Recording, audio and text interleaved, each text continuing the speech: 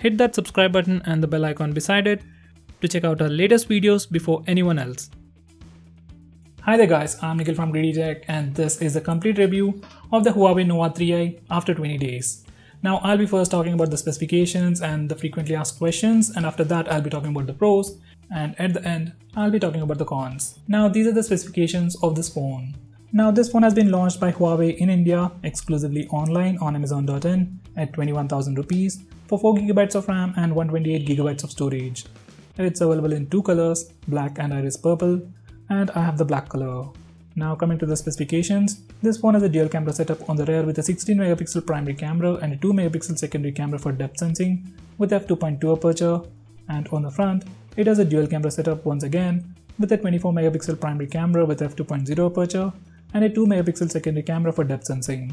It has a massive 6.3-inch IPS display with the new 19:9 aspect ratio, display notch just like the iPhone X with 82.2% screen to body ratio.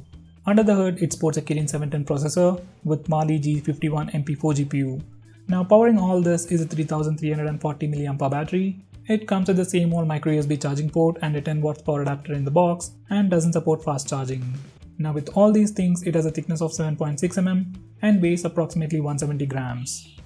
Now coming to some frequently asked questions, it comes with all the basic sensors including compass, gyroscope, FM radio. It also comes with a dedicated LED notification light over here, and in case if you don't like it, you can always disable that. It also comes with a fingerprint scanner and face unlock feature also works.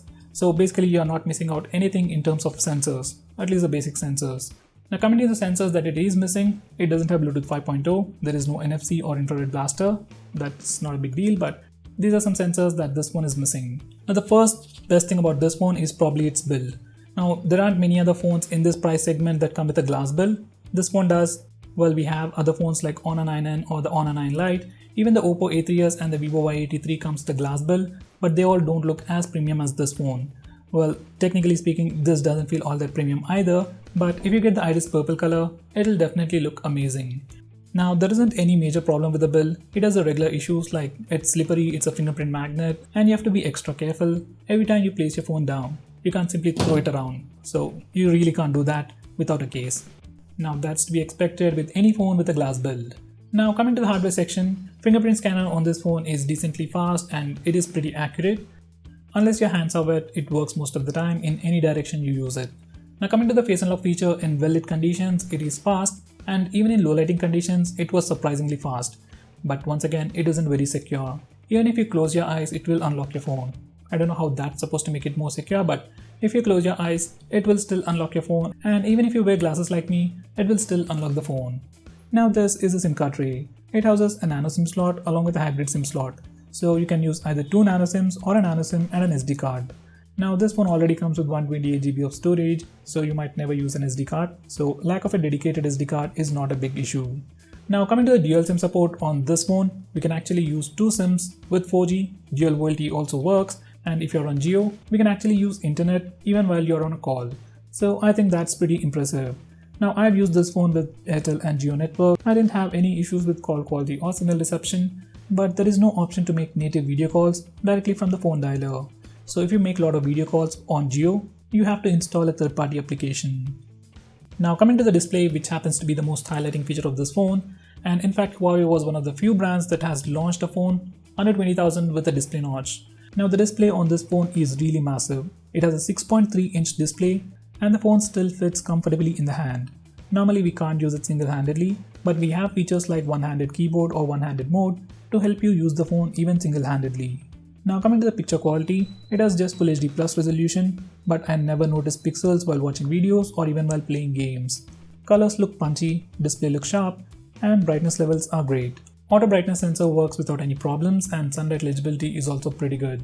Now this is the display notch, and for some reason if you hate it, you can always disable it from display settings. Now after the launch of iPhone X, many people have been copying the notch and the navigation gestures. Everyone does it, Redmi, OnePlus, you name it. Now on this phone we don't have the exact copy of the navigation gestures, but we have three different variations. First we have the regular navigation bar just like any other phone. Next we have a floating bubble. You can touch it to go back, touch and hold to go home. You can touch, hold and then swipe for recent taps, and then swipe it to move the bubble around. Now as a new feature, we have single key navigation. Now you can simply touch it to go back, long press it to go home, touch and swipe left or right for recent tabs, and then touch and swipe up for Google Assistant. Now they're all just fancy ways. I like the default one better. So on the whole, in the display department, I really don't have any complaints. This display is pretty good, pretty responsive. Because of the 2.5D curved glass, display surface is very smooth.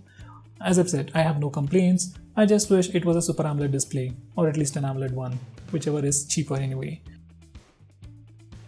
Now coming to the cameras, I'll be posting a dedicated video on the camera review, so check that out for more information. But this phone is really loaded with a lot of features. Now just for a quick preview, this is how the camera interface looks like. And as you can see, it's already loaded. Now unlike the previous Honor phones, we have all these modes over here. We have the regular portrait mode, aperture mode. Now we also have AI mode, HDR Pro for selfies, and lots more. Now these are some sample pictures taken using the rear camera. On the left side we have the regular pictures, and on the right side we have the same picture taken with AI.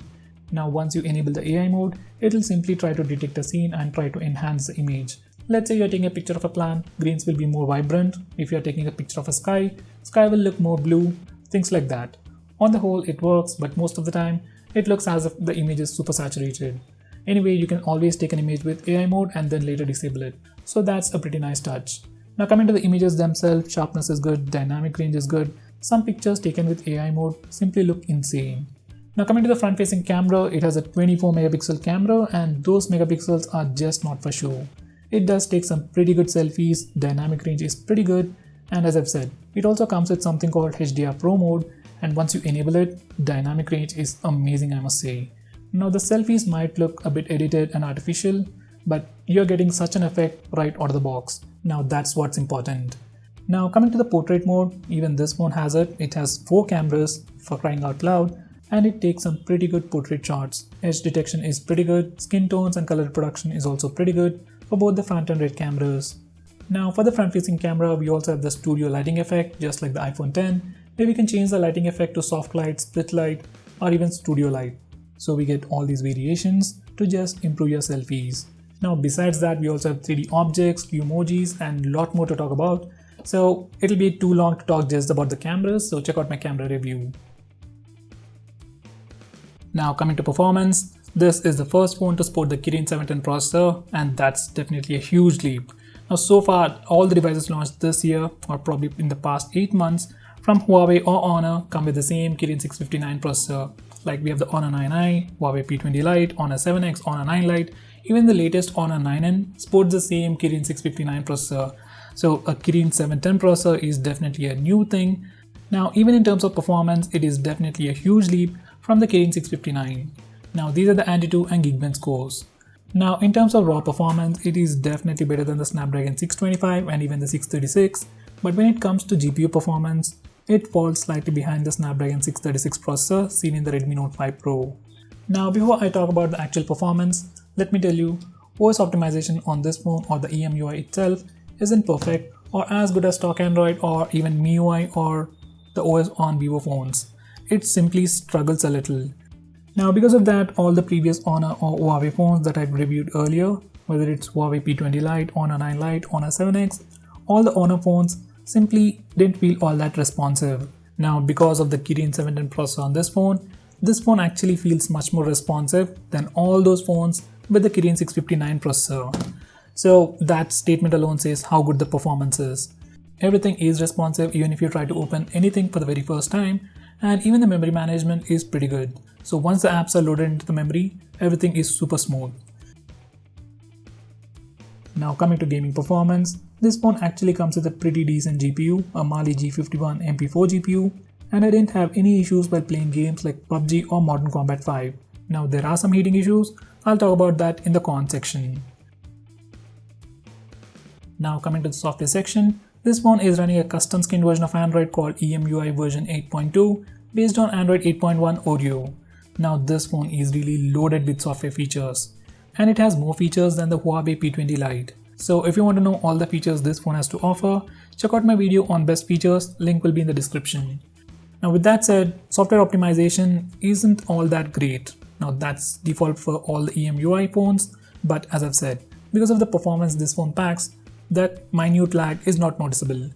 And even in terms of software stability, it is pretty good. Even in terms of updates, it is pretty good. This phone is currently having the July security patch and we should be getting August security patch pretty soon. So in terms of software, there really isn't anything to talk about. It is stable, you're getting regular software updates, and it is loaded with features. Just check out my video on best features for more information on that. Now coming to the audio department, this phone has just a single mono speaker at the bottom and it is pretty loud for media consumption, playing games and all the regular stuff.